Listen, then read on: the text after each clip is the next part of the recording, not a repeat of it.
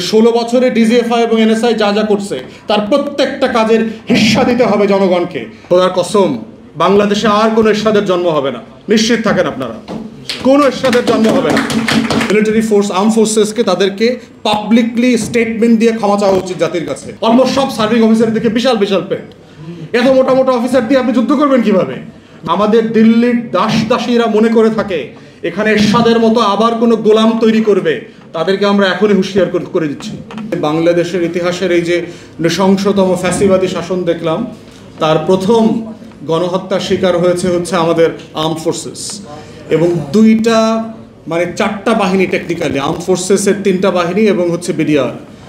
আমার স্বাধীনতা সার্বভৌমত্বের 4টা ফোর্সকে একটা সিঙ্গেল অপারেশন দিয়ে পঙ্গু করে দেওয়া হয়েছে, এবং সেই পঙ্গু করবার পিছনে এখন আমার দেশের বরাতে তো যেগুলো আমরা আগে ইনডোরে জানতাম, এখন তো এটা আমার দেশ এভিডেন্স আকারে প্রকাশ করেছে যে কিভাবে বাহিরের এবং ভিতরকার শক্তি মিলে আওয়ামী লীগের নেতা কর্মীরা কিছু ডিসগ্রেসড মিলিটারি অফিসারকে একসাথে করে নেক্সাস তৈরি করে এই অপারেশনকে অন্য দেশের মতো করে সাজিয়ে প্রস্তুত করেছে।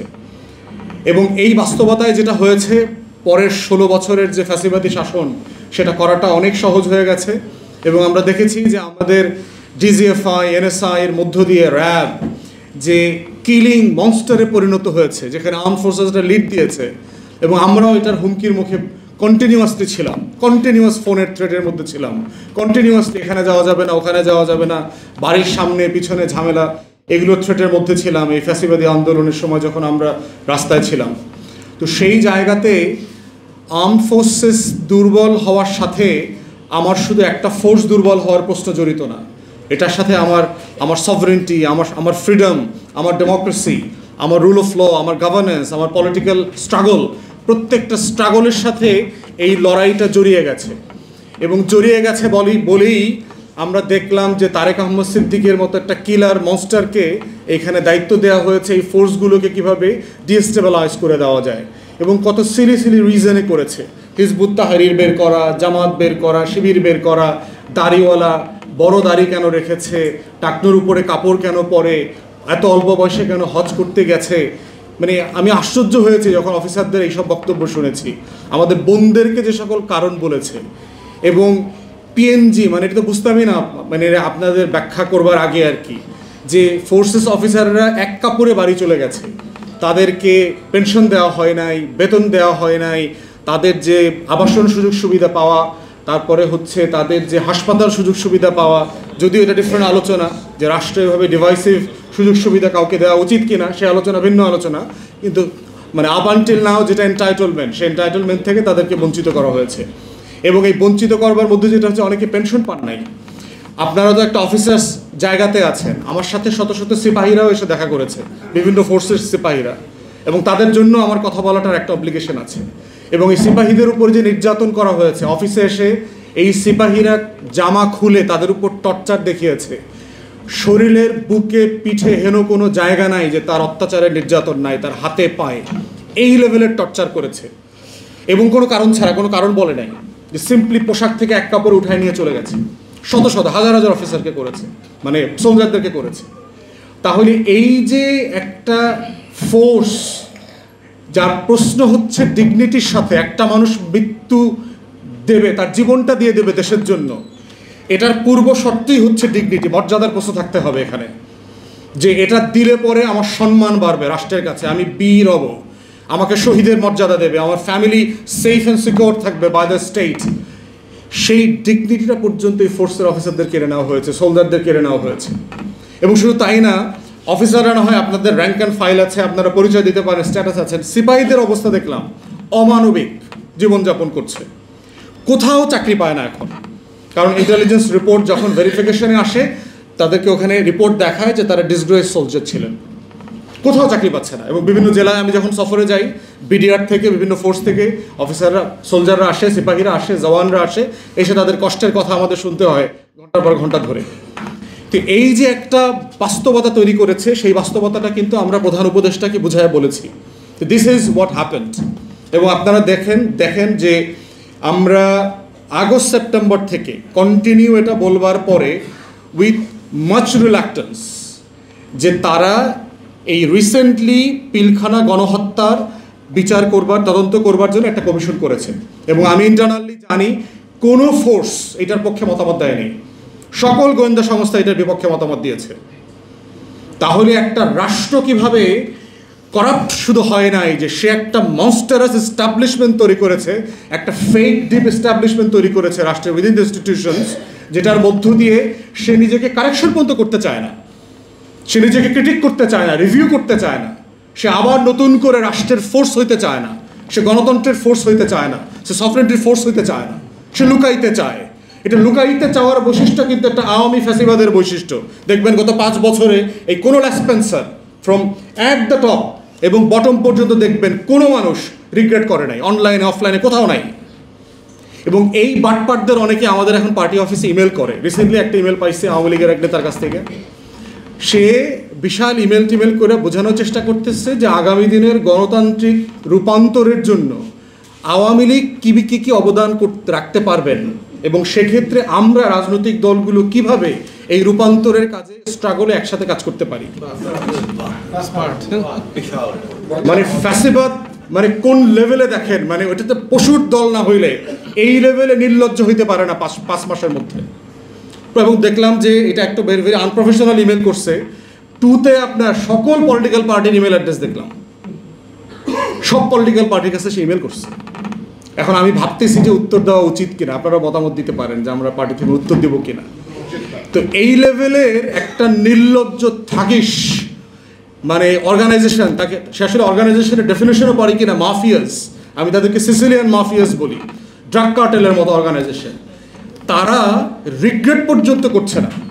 এবং আমরাও কিন্তু বারবার বলেছি মিলিটারি ফোর্স, আর্ম ফোর্সেসকে তাদেরকে পাবলিকলি স্টেটমেন্ট দিয়ে ক্ষমা চাওয়া উচিত জাতির কাছে। ক্ষমা চাইলে ছোট হয় না, ইনস্টিটিউশনকে রিফর্ম করতে আগে রিগ্রেট করতে হয় যে yes mistakes have been done and we are sorry for it. আমরা রিভিউ করছি, ইনভেস্টিগেট করব, করে আমরা যারা যারা বিচারের মুখোমুখি হওয়া দরকার তাদের বিচার করব, and then we shall move forward. সেই জিনিসটা আমরা এখনও তাদের ভিতর থেকে দেখতে পাচ্ছি না, বরং আমরা দেখতে পাচ্ছি গুম খুনের সময় যে সকল অফিসাররা জড়িত ছিল তাদেরকে নিয়ে পিং পং করা হচ্ছে। চিটাগং থেকে সিলেট, সিলেট থেকে যশোর, যশোর থেকে ঢাকা, ঢাকা থেকে জামালপুর, গাজীপুর থেকে টাঙ্গাইল, এইসব নাটক করা হচ্ছে। এবং অনেককে পালাতে পর্যন্ত সাহায্য করেছে আমাদের আর্ম ফোর্সেস, সিনিয়র ক্রিমিনাল অফিসারদেরকে তারা পালাইতে পর্যন্ত সাহায্য করেছে। তাহলে তাদের নিজেদের ভিতরে এখন পর্যন্ত ওই আওয়ামী লীগের মতোই ন্যূনতম কোনো সেন্স অফ রিগ্রেট নাই তাদের মধ্যে যে আমাদের ক্ষমা চাওয়া উচিত, দেশে পরিবর্তন হয়ে গেছে। এবং আমরা বোধ করছি যে যদি আমাদের দিল্লির দাসীরা মনে করে থাকে এখানে এরশাদের মতো আবার কোনো গোলাম তৈরি করবে, তাদেরকে আমরা এখনই হুঁশিয়ার করে দিচ্ছি। খোদার কসম, বাংলাদেশে আর কোনো এরশাদের জন্ম হবে না, নিশ্চিত থাকেন আপনারা, কোনো এরশাদের জন্ম হবে না। কোনো এরশাদকে আমরা মেনে নিব না এই জমিনে। যারা গণ অভ্যুত্থান ঘটিয়েছে, এপিসির সামনে বুক পেতে দিয়ে লড়াই করেছে, এরকম কোটি কোটি মুগ্ধ ওয়াসিমরা রাস্তায় দেখবেন আবার ফিরে আসছে। বলেছি যে সরকার যে কমিটি করতে হবে এটা অ্যাবসলিউটলি সিভিলিয়ান লেড কমিটি হইতে হবে, কোনো military arm forces led committee আমরা অ্যাকসেপ্ট করব না। কারণ এর ভিতরকার পলিটিক্স আমরা জানি।